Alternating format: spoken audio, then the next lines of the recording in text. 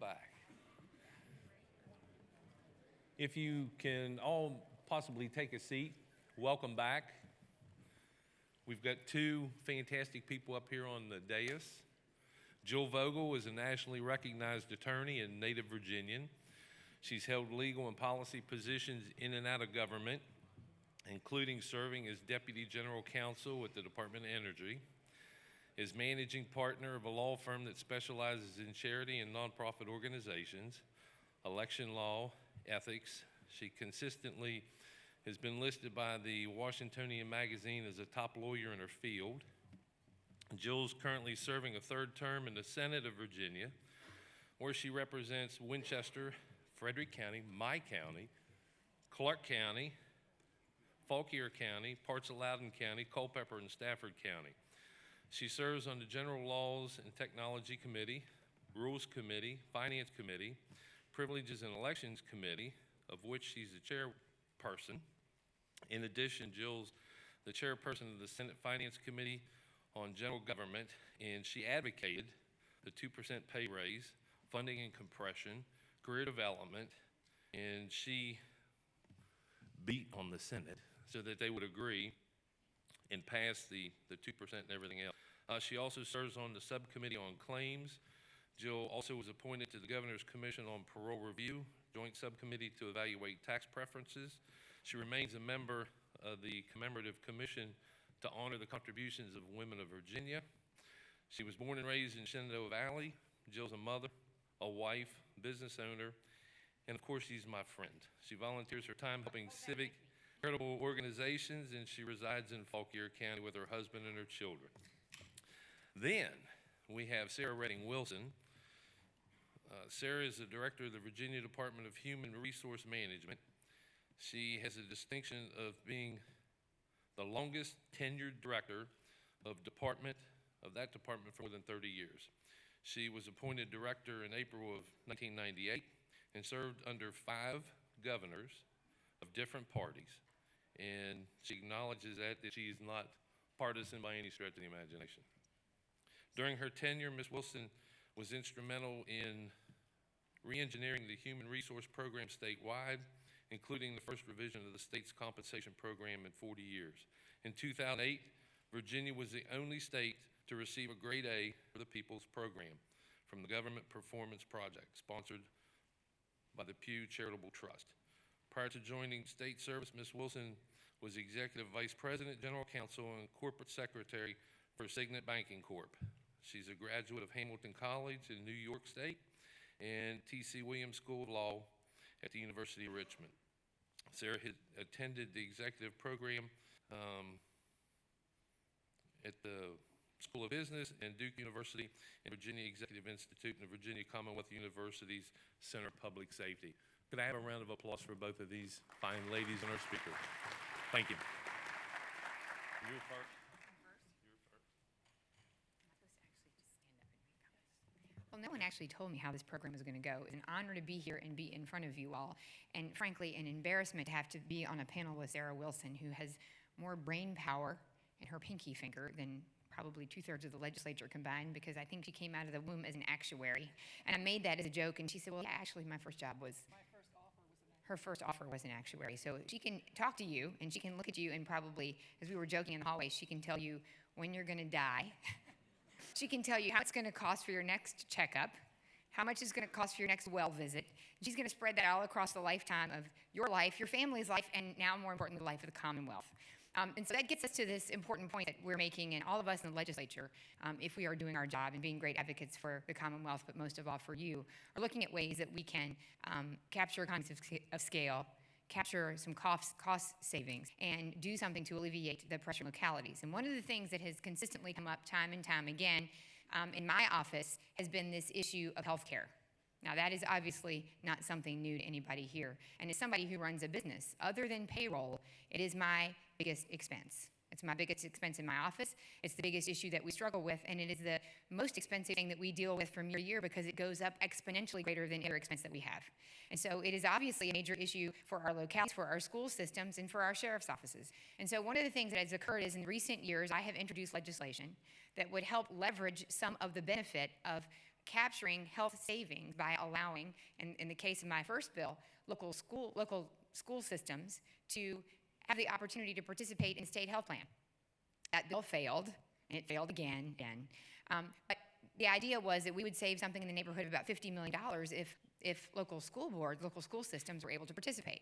So this year we came forward with a better plan, a bigger plan, and that would be an opportunity for localities in a much broader way to be able to participate and, again, leverage that savings. Now, it sounds great, and this is where Sarah comes in as the genius, because on the execution side, there are all kinds of challenges.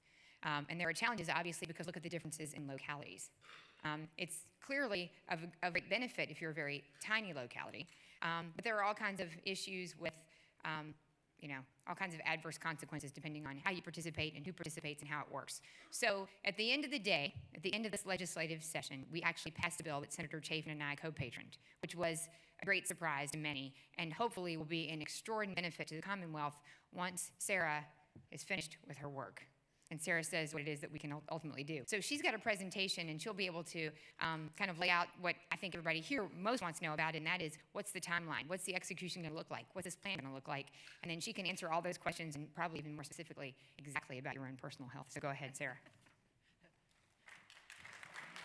Thank you, Senator. Thank you for having me here today. I think this is really exciting, but you know the session just ended and we're in open enrollment, so I'm going to give you a really quick overview because these are just draft ideas. But I wanted to put it in context. The Senator shared with you her personal experience in introducing bills dealing with local government, local school healthcare. Just this year, we had 5 bills, and you can see the plethora of those. Now, as you can see, the first 4 bills are drafted to the state plan.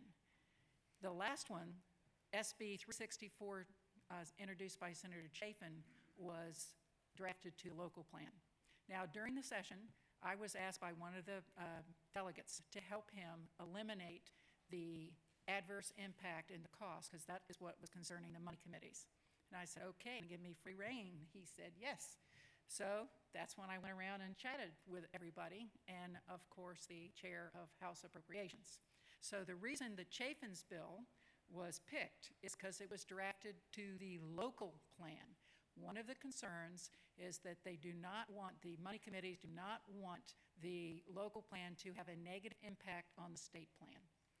So the Chafin bill survived, and your bill got rolled in, is because it was the only one that had a germaneness. It was drafted to locality, and so that's why that one was picked. Everybody got that? Okay. Senate Bill 364, it's a local option health insurance plan, and that authorizes us to establish a plan under the local choice, under the local health insurance provisions. Many of you may be in the local choice program. Those plans are also drafted under this provision. But what this bill does, it makes it very clear that we can have a single plan that looks like the state plan and is a single pool. And that's not the case in TLC. So that's the difference with this bill, and you can see it incorporated Senator Vogel's bill, and that's the code section that it amends. Okay, all of this is a work in progress. Draft, subject to change, preliminary. But remember, we're not going to do this if it's not cost effective, because this is a voluntary opt-in, not a mandate. If it were a mandate, I wouldn't think it would have a significant impact. We've looked at that. But because it's optional, one of the things we have to guard against is all the sickest plans come in and the healthy plans don't. So that's one of our challenges. So if it's not cost effective, no one's going to want to participate, right? If it's too expensive. So our challenge is to get out here and talk to the legislators. So we're going to reach out to the senator and to the delegates. Who should we be reaching out to for your constituents to make sure they're in the loop? We know other people that we've been dealing with, but we want to make sure we've captured all the constituents that have been working with them, because we want to include them in any kind of outreach, any kind of communication, any kind of discussion in program development. And so we're really interested in identifying the interest groups here. And it will have ongoing communication just like any health plan. And to give you an idea of the kind of communication we give to state employees, I've got a link here. It's hard to see because hyperlink is blue, but it is a link to the open enrollment for the state plan, so you have an idea of the plan designs, the options, etc. Rules and plan design, this is what makes it tick. Now, the basic plan that we're talking about making it mirror is COVID care. Now, some of you are former state employees. I've talked to you earlier today. You understand what CovaCare is. That is going to be the model. And so we're internally calling it CovaCare Local. So it's going to mirror as much as possible. It's not going to be identical because there are multiple employers entering into this plan. It is not a single employer like the state. So what happens, and it's voluntary, it's not the, it's voluntary. If you have a bad year, you stay in. If you have a good year, you want to get out and get a lower benefit. But if you do that, we're going to look at putting an adverse experience adjustment so you don't hurt your fellow localities and school boards in the plan. If you want to leave, that's great, but if you cost the plan money, you have to make that up. So that's one of the things we're looking at. We're going to go this summer through all the rules and regs related to the CovaCare plan to see what tweaks need made for multiple employer plan. We're going to have administrative issues, and clearly there will be systems issues because of eligibility and claims and the communication back and forth. The preliminary interest will have to be indicated. This is not binding, but if you know you're not interested, that's fine. But if you think you might be, you ought to indicate interest, because then what we're going to do is ask you to send in your detail. The actuary is going to want to know what experience did you have and how could that impact the cost. And so they would know how to set a range. So we're going to this will allow us to determine a range of costs that this might be, to even know if it's in the ballpark for people, because you're not going to want to look at it for sure unless you got an idea what the price is. You know what the plan design is going to be. We'll have all that worked out, but what's it going to cost me? This is the time we can't do it unless the people sign up in the preliminary so we can do an actual run. And there will be a minimum plan size to make it cost effective. Maybe it's 5,000 employees, 10,000 members. Whatever the number is, the actuary will tell us what will make it cost effective. But if people don't sign up for it, clearly we're not going to move forward. If you sign up for it and people don't, if after the preliminary look you're really not interested and it doesn't become cost effective, we will not move forward. But if it does, and if more people sign up, it has potential to save a lot of money. And I think that's what the senator was talking about, the potential to save a lot of money. But it all depends on who opts in and how many people. The bigger the base, the more you spread the risk, the sounder the plan. Well, we're going to determine if we have to do a procurement. If it adjusts the contract value by more than 25%, we will have to do a separate procurement. Otherwise, if it's not going to adjust it by 25%, we can piggyback off to the state plan. And this is just an example of one of our plans today. We would piggyback off that. That would reduce the overhead cost of the plan and make it more cost effective. The first time is the only time that would be offered or done a procurement separately. Otherwise, we'll do them all at the same time and reduce the overhead administrative costs by bundling them as much as possible. Now, after you get all the detail, then you're going to have to make a decision. And that's when you sign on the dotted line. And then you say, I elect to participate, and we'll be looking for board resolutions with the appropriate authority from your locality, your school board, so that we know that you're coming in.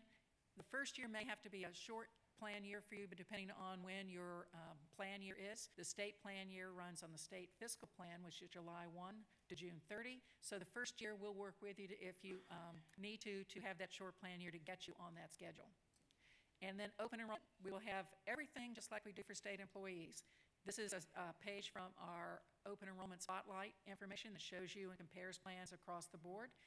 We will have tools for localities. We'll have formats for information that each locality can distribute to their employees. We'll work with them just like we would with the state agencies. But that whole process will be, if you've been in the state system before, it will be modeled after that. Now, here's the timeline. Right now, we are beginning to outreach to legislators. This is an outreach. And to constituents, which would be you. And we will be doing that. We'll just begin in the spring, but we'll be doing that throughout this entire process. We've already started, but the big hunk of the rule development, we're going through the rules and the regulations with the CovaCare plan to see what may or may not change. Anything, I've asked them, if you were recommending changing anything, I want to know why, and it has to have a good reason. And if we do, we will share that with you if there is any change to the state plan and why that is. So in the fall of this year, we're going to ask, once we get your information and you have a preliminary interest and you send us your data, it's key. You've got to send your data in. Once you do that, the actuaries will crunch it, and then then we'll decide if the interest is high enough, whether we have to run a separate procurement or not. And then in the fall of 2017, you would make your election. That would be on the dotted line. And then open enrollment would be in May, just like the state, and the plan would go live on July 1, 2018. All right, Now, having said that, I want to make sure that we have time to answer questions that you may have, because everyone's coming from a different place, and I'd like to hear what you have to say. No questions? Now, Garth, I know you're out there, and it's not like you. Please, the microphone's up here.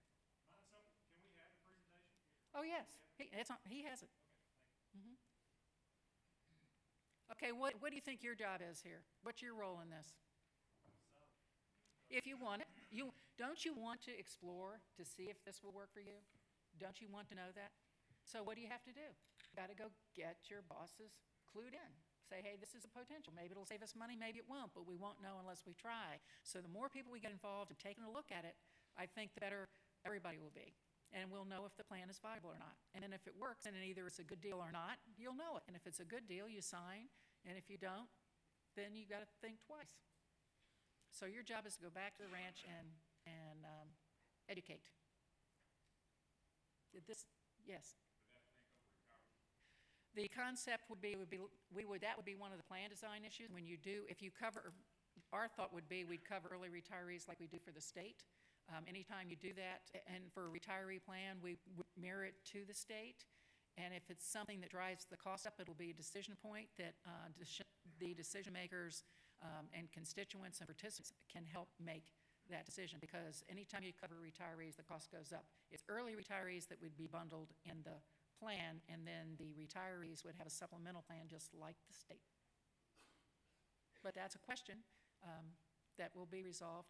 My thinking going into it is yes, but depending on how it works out, my thought would be yes. And maybe the localities don't want to do it. Maybe the school boards don't want to do it.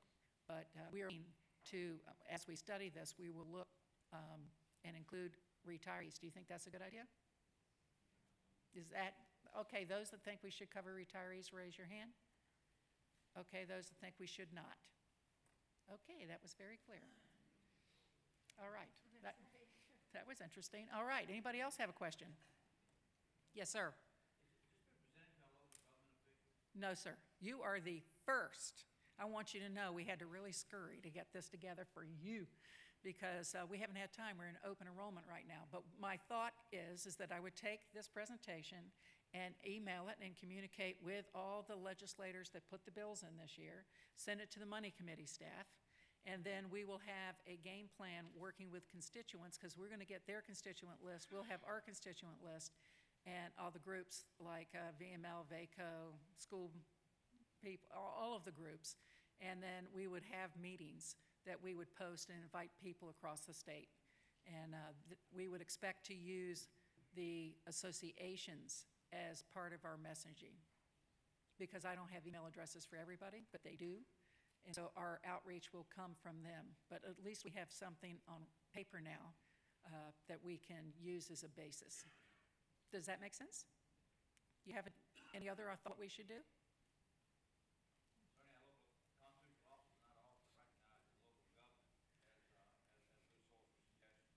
Okay. So for constitutional officers, maybe we'll work with Robin and see if she can't help us distribute. How about that? Will that address your issue? Okay, we got that taken care of. Okay. What else? No nitty-gritty about the plan? No nitty-gritty about anything? I do have additional. There was dialogue earlier about the retired people, and I know it's been a big fight in my county for a while about what we do with health insurance.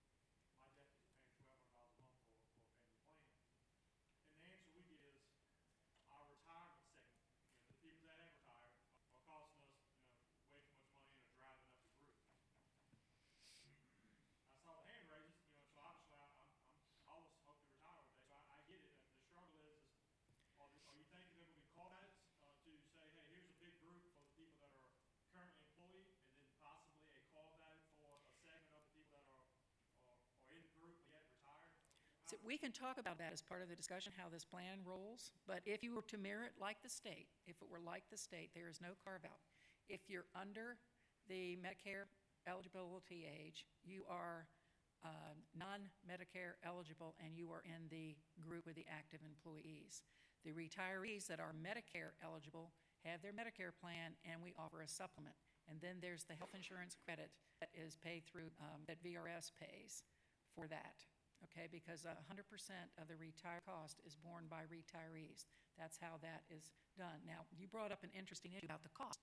One of the things that's going to be a challenge is how does this get priced? Well, one of the surveys, we've had to study and do actuarial studies for several years, is how different every locality is, and the variability locality to locality. I do not want to be in the mix of driving up cost to localities. So one of the things we're going to have to figure out, one of the things we're talking about and we hope is doable, is that I want to send a bill to the locality. Here is how much it costs for your health insurance. You figure out the split between the employer and the employee, because the state is not giving additional funds. That's one of the big issues. And so I don't know, everybody's in a different locality. Every county, city, entity has a different split. And so I don't want to get in the middle of that. Now, if somebody wants to have consistency across the board, that will come up this summer. But as an initial starting out of the gate, if I just build a locality and let them figure out the split, then I haven't impacted the fiscal impact of those localities and make it more acceptable to them to sign up, because I haven't mandated an additional cost to them. So there's a trade-off. The more you piddle with it and put more mandates on it, the less attractive it is to management when they're making a decision. So I'm trying to avoid fiscal impact. Now, of course, my team is going to say, well, you need to have a minimum contribution. You need to have X number of people participate because it's not a mandate. Now, we'll have the actuary run through that. My thought is that if you have an adverse experience adjustment, which means you pay if you leave, then that ought to neutralize the ins and outs of the plan without saying you got to be in here 3 years, because it's a pain to switch every year. Employees don't like change that much, switching. So if you could go in and out, in and out, in and out every year, it's going to, if you cost the plan money, you get to pony up. And I think that should take care of it. But we'll have discussion around that issue this summer. So I'm just telling you my preliminary thought. But like I said, this is a draft, subject to change, and we're just chatting. So, if this is an issue for you that you think is important, bring it up. But remember, everything has a consequence. So the more we add to it, how to opt in. So the fiscal impact I'm trying to minimize, because there are no state dollars come this. The value is in a savings that you can achieve in your current plan. And the more that people sign up to make it a viable plan, that you have enough members and enough employees in the pool to spread the risk, the better off you're going to be.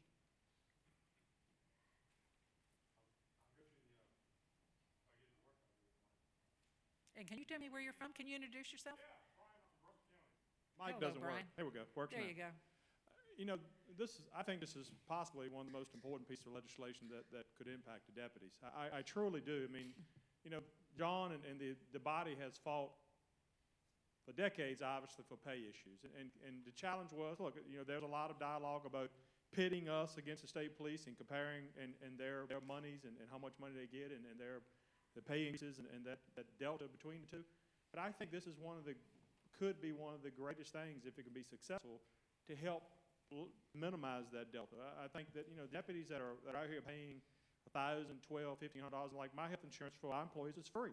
But for them to bring their family on, my wife and 2 children, it's $1,200 a month. And a deputy making $31,000, that's crippling. And I think this is the greatest possible piece of legislation to go around about actually handing money back to the deputies without per se handing them 10, 20% pay increase. So I think it's huge. And I hope that everybody, I realize that probably Northern Virginia or Tidewater and City of Chesapeake's probably not going to all of a sudden dump and go into this, maybe not, but the 80% of the swath of the Commonwealth of Virginia, all these rural counties all across Virginia, I think this is a huge opportunity. I really hope that people will go back and sell this, get with their HR departments. I've been talking to my HR department for 6 months about this possibility, talking to the superintendent of school. I think it's really, really, really huge. Okay. So I hope everybody will help sell this, and the more people buy in, hopefully it'll actually be worth the bang. Now remember, to set the preliminary price range, we're going to need data from you, because the actuary is going to have to get your experience to figure out how much has to come in to cover your experience, assuming the trend line continues. So experience in the last several years when we've had actuarial studies is that some people have done a super job in complying with that, and others have done a terrible job. So I assume the people that did a terrible job are not interested, okay? But those of you that are, one of the things you're going to have to help shepherd is to make sure they get the data in. And we can work directly with the carrier. It doesn't have to be with the county. We can work directly and make it easy for everybody. You just have to let us know. You got to give us a preliminary heads up. That doesn't obligate you moving forward, but it lets us take a quick look to see if you come in, what, and everybody else that comes in, what that would look like. All right? So it's going to take, there has been some resistance. There's some excitement. If you want change, change takes time, and part of that is marketing 101, and that is you. I've got a question, if I can. Yes? I'm Ken Solly from Virginia Beach, and I want to congratulate Jill Vogel on sticking to this and getting this legislation through, because I know you care for a number of years, and I appreciate it, Jill. The other question I have for you is, if the localities, if there are options, lock-in option, where you have to lock in for so many years, do you envision the localities being able to offer this as an option to their primary insurance? These are my 2 cents, and it may change this summer. But if I were taking an original crack at that, I would say that this would be the sole option. Otherwise, it won't be cost-effective, because you'll drive the cost up with the price shopping. So my recommendation is that we not have 3-year lock-in or any kind of lock-in. Some bills require that. But if you have an adverse experience adjuster in it, taking care of people coming in and out, then you wouldn't have to have a lock-in. But we would request to keep the adverse selection out, that this be your only health plan option, just like the state plan, the health benefit plan is the only option for state employees. Obviously, the benefit of being able to select be that the state may have some, everybody has the mandated policies that they have to carry, but the optional coverage could be different at the state level than at the city level or county level, and it would provide it. So I guess it's something that needs to be discussed. Right, we would need to compare, what I would recommend is you compare what you have, where you are, what benefits, what coverage you have. That's very key. Coverage is a big driver in the cost. So you're going to look at the coverage that you have and what it costs you, and then the website, the link I have, which you will have available to you, go to that, and you can see the rates for next year for the state. Now remember, that's going to have early retirees in it. It's going to have it has different costs. It has the affordable care costs bundled in. It has a number of things bundled in. Now, what may be different, and one thing to look at and from your plan to this plan, is that some plans have changed the out-of-pocket. When the Affordable Care Act changed 2 years ago to bundle the drug with the medical and behavioral health piece, so that your out-of-pocket reach, many insurance companies have added those two together. So be sure to check some of the details. That's one that I would look at if you were comparing plans. What are the maximum out-of-pocket? All right, thank you.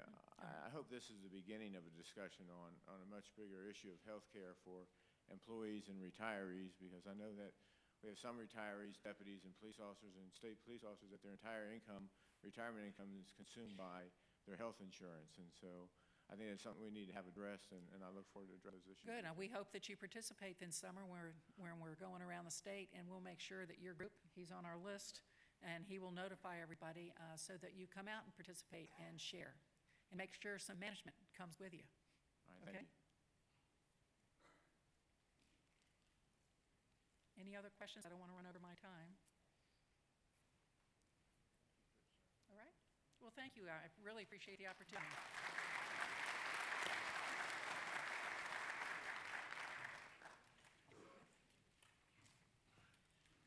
Thank you both for being here, and Jill, we appreciate you coming all the way up, all the way down from Winchester. Thank you for being here, and Sarah, you too. It's great to have you here. We'll keep you in the loop. Okay. We're going to switch the next two speakers, and I'll ask Robin to come up, and I'll introduce Robin. Robin DeSocio is the executive secretary of the Compensation Board. There's a lot to say about Robin, but all I would say is I think she spent her whole career with the state, with the Compensation Board. She's been there for a long, long time. She was there before executive secretary, and she knows it inside and out. And the Compensation Board administers close to $650 million. They do it with 13 employees, and the cost of administering all that money is 1/3 of 1%. So they do a pretty good job. And let me tell you, when you look at the Compensation Board and you don't get what you want, you can't blame the Compensation Board, because They have a pie they're given by the General Assembly, and all they do is cut the pie and give it out. They don't make the pie. The General Assembly makes the pie, and they never leave any money left over. They sweep the corners and spend it all on what they're supposed to spend it on. So I've asked Robin to come today to talk about the budget, and especially the pay raises, and there's a lot of interest in that. So Robin, we appreciate it. Glad you're here. Give her a warm welcome.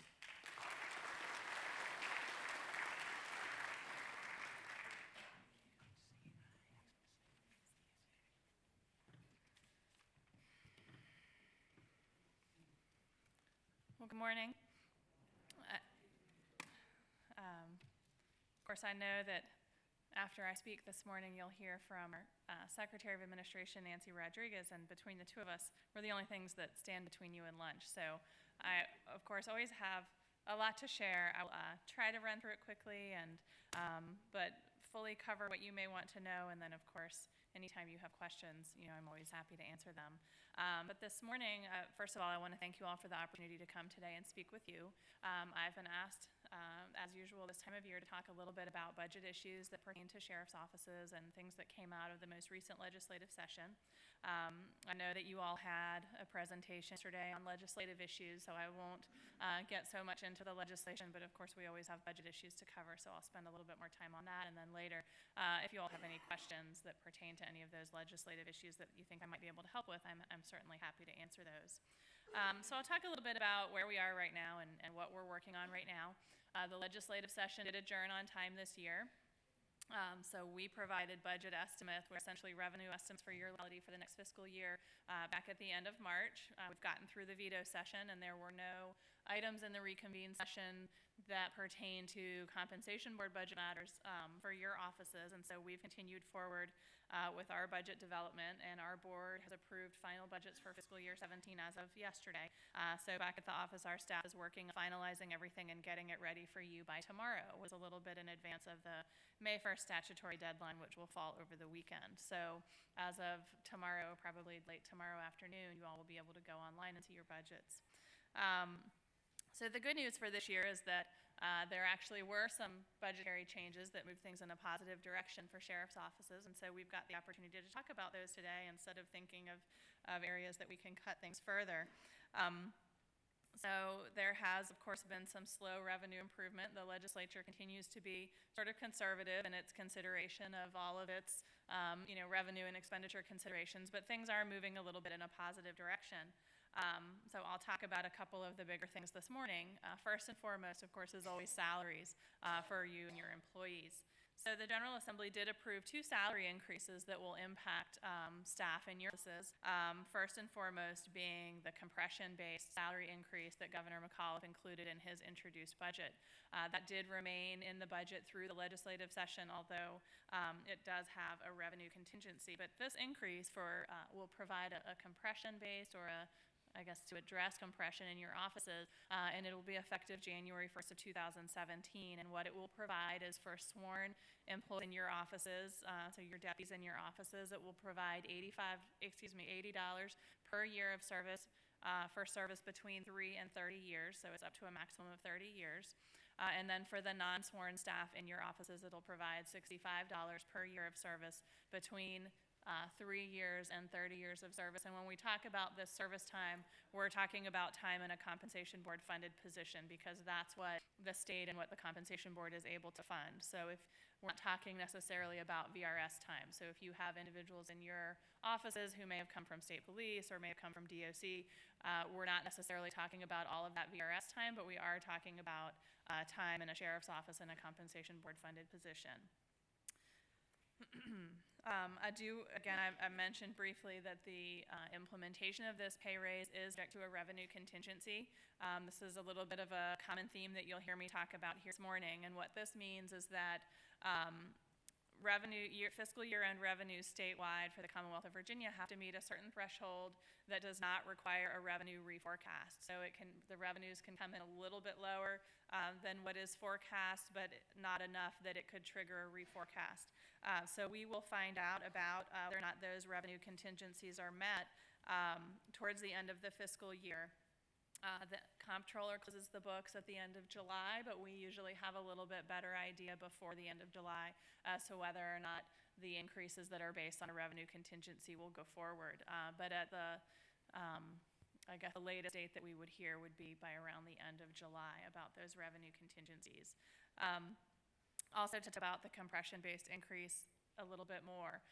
The implementation of this is going to require a little bit of work on both of our parts. Our system, we've crossed systems 3 times over the last 30 years, and our systems were designed to track offices and positions and not necessarily the individuals within them.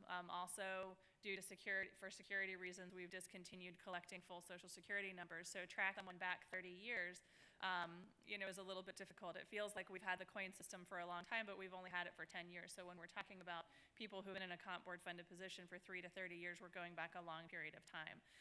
So we are going through those systems and we're pulling together the data to identify as best we can what we have as the years of service in comp board funded positions for your employees. But then we're going to turn that information back to you to have you all verify that for the employees in your offices and to certify that information back to us so that we have a good figure as far as years of service go that we can base the compression increase on.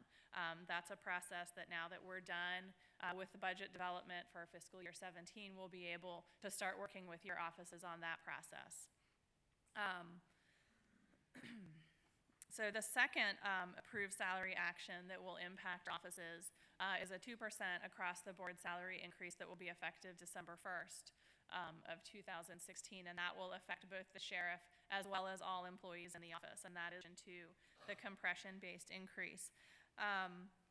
Again, the 2% salary increase is also contingent on revenue, so we will be waiting to hear from the comptroller by the end of July whether or not these raises will go forward.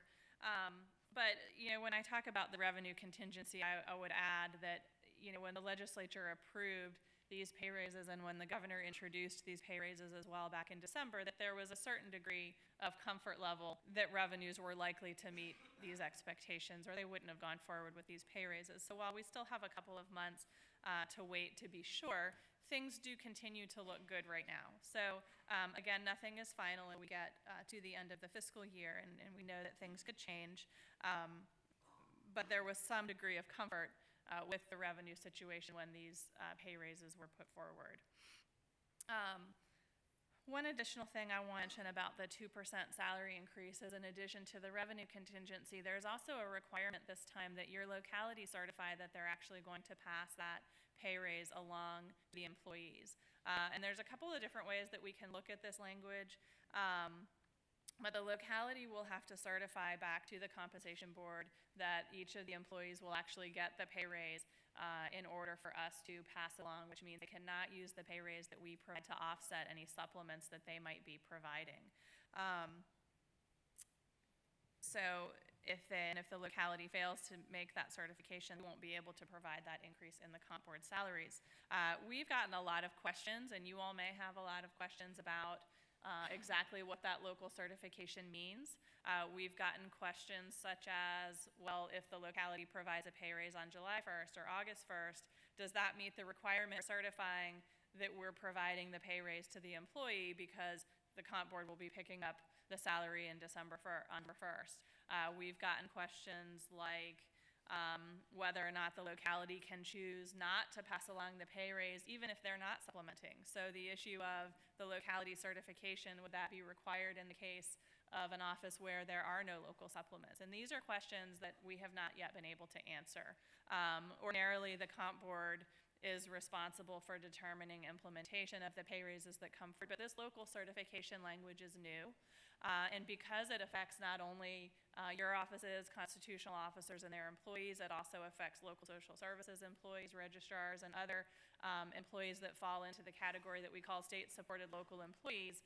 There is a desire that there be kind of a central decision about all of these questions and that we ensure at the state level that all agencies are implementing that certification language consistently across all state-supported local groups. So there are a number of questions that we have sent forward and that other agencies have sent forward about what exactly the local certification language means or what needs to happen locally in order for that to go forward. And we're still waiting on answers to those questions. I'm hopeful that we'll have that information in the next couple of weeks. I know it's been very important to your localities because they're making their budget decisions as we speak right now, and some of what they do and what they can provide for you all hinges on having these answers from us. And I am fully cognizant of that, and I'm doing everything I can to get you all those answers just as soon as possible. And so as soon as we know kind of statewide what this certification is going to mean and how it's going to be handled, we'll be communicating that with you and with your localities. I'm sure some of you are in your localities wanting to know these answers. If you all have, also while we're here today, if there are other questions that you all have about that 2% pay raise and the local certification besides the couple of things that I just mentioned, I would be really interested to hear those questions so that I can go ahead and send them forward and make sure that when we get guidance back to share that it includes answers to those questions as well. And then finally, with respect to salaries, I do also want to remind you of language that was approved several years ago by the General Assembly as it pertains to supplanting of local supplements with compensation board funding. And most of you recall that back in 2012, the 5% member contribution to VRS that used to be paid by your locality was turned back to the MP. And as a part of that, what we call the 5%, the 5 for 5 VRS swap, your locality was required to provide all of your employees at that time with a 5% salary increase to offset that 5 for 5 swap. Now, there's language in the budget that says that the localities cannot use compensation board salary increase funds to supplant that 5% that they provided on the 5 for 5 swap. So in general terms, specifically when we're talking about the compression raise, because the compression raise is not subject to this other piece of locality certification non-supplanting language that we just talked about for the 2%, because with the compression raise, if your locality is supplementing you more than what the raise with the compression increase would be, it's possible that they could absorb that and not pass it along, but you need to be sure that for those employees that were with you as of 2012, that the locality is still at least providing that 5% over the comp board amount, and that they're not using comp board increase funds for the compression increase to offset what they were required to pay your employees back in 2012. And this is something that's kind of difficult, I think, for the locality to keep up with, especially as people are changing it within your offices. But I try to kind of put that note out there to you all every year that you can have that in mind as we're trying to figure out what localities can and can't do with respect to the salary increase funds that come from the compensation board.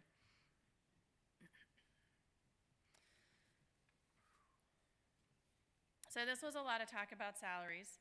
I do have one more salary-related item to talk about with you, and that's the career development program. So as most of you know, the programs have been in various stages of suspension, and then the suspension was restored. Funds were reduced several years ago through budget reductions, and so between the Sheriff's Accreditation Program and the Master Deputy Program, we've not had, on the accreditation side, we've been pretty close to having funding for everyone that needed it, but on the Master Deputy side, a lot of offices that had participated in Master Deputy have not been fully funded at the level that they could be. And so the governor included funding for the career development program in his budget when it was introduced in December, and that funding remained in the budget through the legislative session, although it did also become subject to the revenue contingency, and that new funding was also moved to an effective date of December 1st of 2017. So in practical terms, what this means is that for offices in the accreditation program that are already funded, of course, that funding goes forward.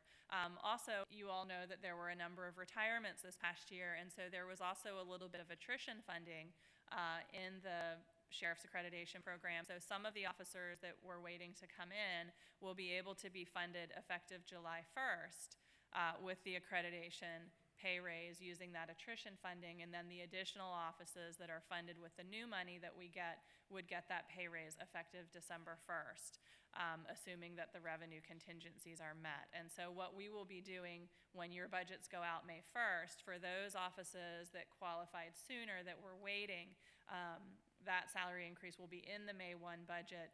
And if you qualified later and will be subject to the December 1 pay raise, then you'll get a separate letter that will identify what the current salary and new salary will be December 1 with the career development program increase when that becomes effective December 1st, when the revenue contingency is met. So that's how it will work for the accredited program. For the Master Deputy program, We did get pretty close to full funding for those offices that were already in the program, as well as some offices that had certified their participation in the program several years ago and never been funded. And again, there is some attrition funding in that Master Deputy program. So offices that have been in the Master Deputy program and have been funded in the Master Deputy program for several years will have the opportunity to bring a few more people in July 1st using that attrition funding, and then the remainder of the funding for existing offices as well as some new offices that had previously certified their participation can be funded December 1st. And so we'll have a spreadsheet out on our website that will identify for all offices, how many Master Deputies you have now, how many you can have as of July 1st, and how many you can have as of December 1st. And then that gets us pretty close to almost full funding for 20% of the entry-level deputies that the program provides for those offices that had been in the program or had asked several years ago. We do have a handful of offices that newly requested participation in the Master Deputy program with this past January 1 budget request. And when you consider that our funding request was based upon last year's status of all office, we're still going to have to go through the process to seek additional funding for those offices that just newly certified this year. They won't be funded with the new funds that we received in the budget this year. A couple other things. While progress is being made in the area of salary increases, we are still lagging on the positions and staffing side of things. There are obviously significant needs on the law enforcement side because that hasn't been funded since 2008. And there are needs on the court services side and in emergency corrections. And there were not any additional positions that were allocated for these purposes. There are a couple of regional jails that will have some expansions next year, and some minor staffing for those was approved. But no additional staffing for our staffing standards for law enforcement, court services, or emergency corrections. However, we have seen some declines in inmate populations really across the Commonwealth over the last year. We are seeing some drops, especially on the local responsible side and in the out-of-compliance state responsible side. There are some facilities that have had greater drops than others as it pertains to their participation in regional jails also. And so we actually have, or the board has had the opportunity to reallocate 49 emergency correctional officers this year from jails that have reduced their jail populations below capacity to offices that are moderately to significantly overcrowded, but for whom either very limited or no emergency staffing had previously been provided. So there were 49 emergency correctional officers that the board was able to reallocate for this fiscal year. Also related to jails, on the subject of per diem funding, is we did see significant improving in funding for per diems out of this current legislative session. The governor had included the $11.3 million that we had projected needing for the current fiscal year in his budget when it was introduced, and that stayed through the legislative session. And then the legislature, in addition, funded kind of ongoing hole that we've had.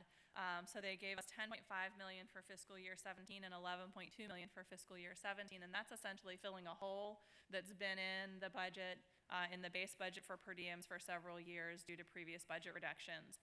And so what this means is that every year when we reforecast inmate populations and determine what funding we need, they will be much lower amounts that we'll have to go and ask for, and it'll simply be based on growth in population that is currently occurring, as opposed to trying to go back and fill in this hole. The reason why for the last several years we've had these $10, $11, $12 million holes is not because growth has been so extreme in populations, but because we've had this hole.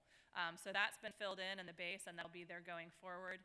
And that'll make it a whole lot easier when we're doing projections each year for our estimates to give you all a better idea of what you can anticipate in revenues for your jails.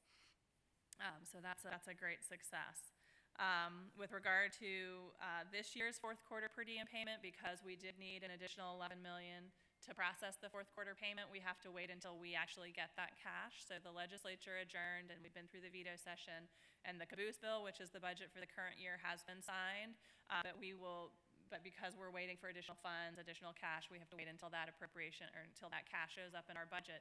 And once we get it, then we can process the fourth quarter payment. So probably, although we try to pay the fourth quarter in April, every year when we need additional money, there's always a bit of a lag. So once we get that cash, then we'll process out the fourth quarter payment for the current year. Lastly, just a couple of budget language and funding items that I'll touch on. One is related to the sex offender registry. Most of you all know that the 2015 session put some language in that would provide for the compensation board to withhold funding or withhold reimbursements where the superintendent of state police notified us that your offices were not properly transmitting information to the sex offender registry.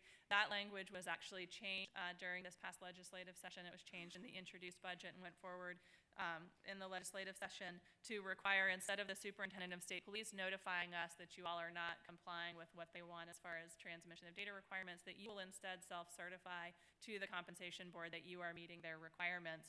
And the failure to self-certify that would result in the compensation board potentially withholding reimbursements. And then if for some reason the compensation board did have to withhold those reimbursements, then once you remedied your transmittal problems and then self-certified, then as long as that happened within the same fiscal year that funds were withheld, then we would repay those amounts. Now, we'll be asking for that this will begin July 1st, and we'll be asking for that self-certification from you. So you don't need to back and send something to me. We'll provide the format and the timeline for that in the new fiscal year, just to let you all know about that. One last thing I do want to mention, the compensation board recovers every year from our reimbursements back to your locality the cost of providing liability insurance and surety bond to your employees. Those costs have been growing pretty significantly over the last few years. In fiscal year 17, there's also a small additional amount that is going to go towards providing again to jail facilities and managing jail risk program as a means to try to defray future cost increases. But there is a statewide increase of $4.5 million for fiscal year 17. That takes us from about $6 million for liability to about $10.5 million statewide for the liability coverage. It's about a 68% increase. And when we there was also some language that was included in the budget this year for the Division of Risk Management to provide us with the premiums by office. Historically, what risk management has done was identified a premium amount for each constitutional officer group in total. So we would get a total amount for sheriffs and a total amount for each of the other constitutional officer groups, and we would distribute that premium cost across the total number of individuals that were being covered. So what was charged back to your locality was being charged essentially on how many people in your office were being covered. There's language in the Appropriation Act that was put in this year that changes that and asks the Division of Risk Management through its actuary to actually provide us with individual office premium amounts that factor in such things as history, ADP in a jail, staff that's covered, but starting to look at more of the details that drive risk in your offices. And so when we prepared the budget estimates back in March, we notified you all that the methodology would be changing, but we showed you kind of what a prorated 68% increase was going to look like. We're still finalizing the figures with risk management. In fact, I need to have another conference call with their actuary today because we're trying to get everything final.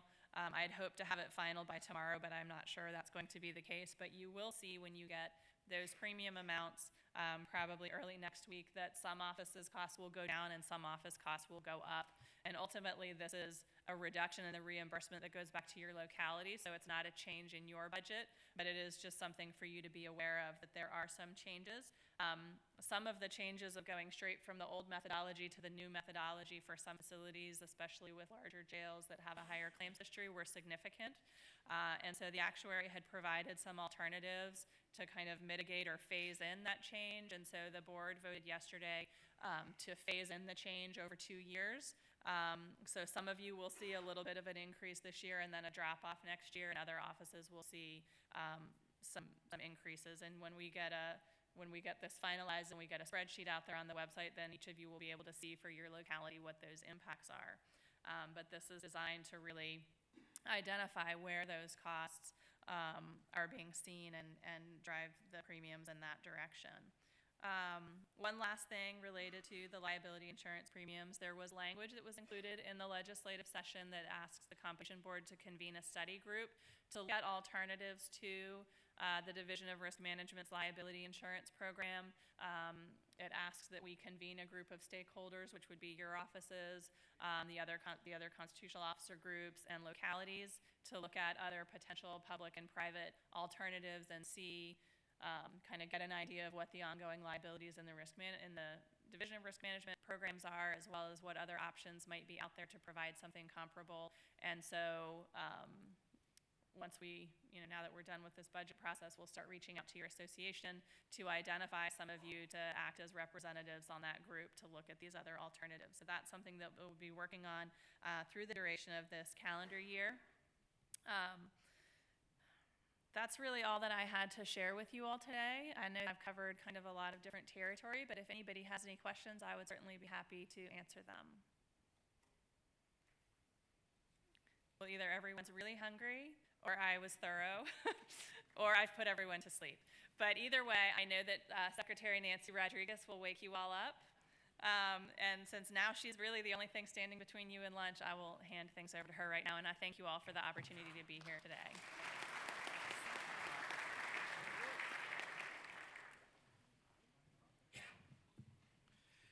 Thank you, Robin. Next, we're going to have comments from Mrs. Nancy Rodriguez, Secretary of Administration. In December 2013, Ms. Rodriguez was appointed as Secretary of Administration by Governor Terry McAuliffe. With an impressive record of more than 30 years in public service, Ms. Rodriguez has a wealth of knowledge and executive experience in strategic planning. Managing her own consulting firm, opening doors in government business growth, Ms. Rodriguez worked with clients serving in leadership roles, providing governmental relations services, and developing growth strategic plans to assist numerous organizations and government agencies. Extremely knowledgeable in the state government, Ms. Rodriguez served as a Secretary of the Virginia State Board of Elections from 2007 to 2011, overseeing the largest election in Virginia history in 2008. Also, for nearly a decade, she has served as Executive Director of Drive Smart Virginia, a nonprofit organization. Ms. Rodriguez currently serves on the Virginia State Bar's Unauthorized Practice of Service Committee and the Board of Directors of the Virginia Association of Chiefs of Police Foundation. She also is a member of the Virginia Museum of Fine Arts and as a Girl Scout. Ms. Rodriguez has also received numerous prestigious honors during her career, including such awards as the Virginia Hispanic Chamber of Commerce Bridge Builder Award, fluent in Portuguese and also functional in Spanish. Ms. Rodriguez also has specialized experience in Hispanic outreach. She graduated with honors from Rutgers, the State University of New Jersey, where she received a Bachelor of Arts in Political Science. She attended graduate school at the College of William and Mary. She is married to Michael Abley and lives on a farm in Surrey County with her 2 spoiled cats and a pampered dog. Welcome, Ms. Rodriguez. Thank you very much. Thank you so much. Thank you. I promise you I will be brief, but John, I want you to know that this year marks my 20th year of coming to sheriff's conventions. My first opportunity to be here in the association was in 1996. So I'm always glad to kind of come back and reestablish some of the connections. The reason for the earlier switch and why I asked to follow up Robin is my secretariat oversees the work of both the Department of Human Resources and the Compensation Board. So I wanted to give enough time for you to ask any questions because I knew that I could pick it up. I am actually here today to do 2 things. One, to thank you, not only for your service to the Commonwealth, but another agency that I oversee is the Department of Elections. And you may recall we had something called a primary election on March 1st. And thanks to some of you in this room, it turned out to be a very, very safe primary when we had some overzealous supporters show up at some of our precincts with an open carry that was intimidating some of our voters. So some quiet calls to both some police chiefs and some sheriffs resulted in a very calm election. So thank you all for doing that. The other one was an ask, and it kind of piggybacks to what John was saying to you earlier. The Compensation Board doesn't determine the size of the pie. We only did the slices of the pie. So I understand that there is some frustration out there that we cannot fully fund the deputies, excuse me, that you all would like us to. But it really doesn't help my team when they receive calls from the press saying the sheriff's office told me to call you because the compensation board is not fully funding us. We really, folks, are on your side trying to make as few dollars go around as we can. So again, it's the General Assembly that funds us, not the compensation board. So along those lines, again, I want to thank you for your help in keeping Virginia safe. You will hear later on from my distinguished colleague, Secretary Moran, who will talk to you about more detail, everything that our administration is trying to do to make your jobs safer and also to show the extreme support that we have for you. And on that, John, I think I'm under 2 minutes. So thank you.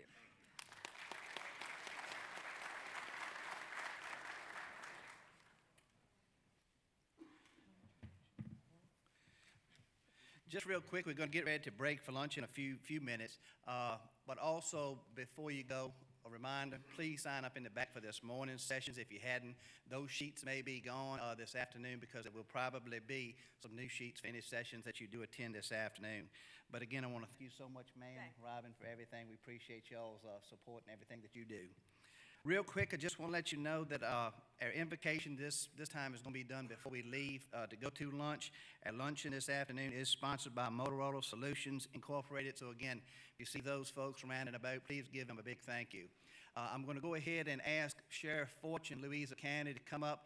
He's going to give us the invitation. Also, real quick, I just wanted to say that the exhibition hall will be open until 12. So if you can, make sure you slip out there real quick, see them. And again, lunch will be served promptly at 12 o'clock. Are there any things that y'all need before we break as Sheriff Fortune is coming forward? Everything going okay? If you have any questions, please get with one of us. John, Megan, Laura, Rosemary, we'll see if accommodations can't be made. So again, at this time, I will turn over to Sheriff Fortune, who will lead us in the invitation. Again, the break room will be open for about 10 minutes, and then y'all can head to lunch. Thank you. Sheriff is on the way, and he's going to go give us an invocation.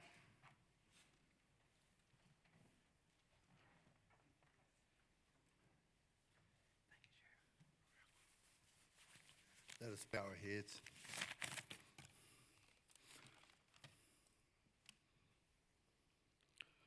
Have a silent moment of those that have left us.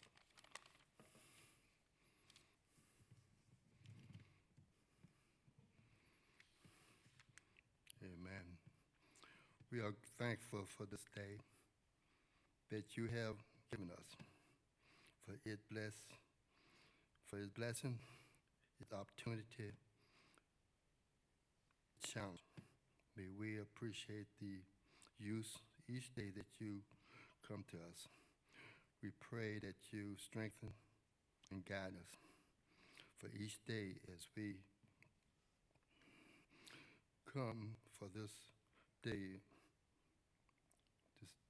for another conference. We thank for John Jones and his staff for putting this conference together. We thank for all the vendors that participate. We thank for all the speakers that participate. We give our rest always, and may we be blessed. Bless the food that we partaken. Bless the hand that prepared it. May it be used for the nursing and strengthening of our body, that we continue to do your will.